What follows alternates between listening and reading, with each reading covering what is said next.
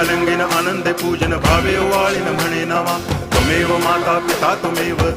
बंधुश्च सखा त्वमेव विद्या तरुणं त्वमेव सर्वं मम देव कायेन वाचा मनसेन्द्रियैर्वा बुद्ध्यात्मना वा प्रकृति स्वभावात् करोमि यद्यत् सकलं परस्मै नारायणायति समर्पयामि अच्युतं केशवं रामनारायणं कृष्णदामोदरं वासुदेवं हरि गिरिधरं माधवं गोपिकावल्लभं जानकीनायकं रामचन्द्रं भजे हरे राम राम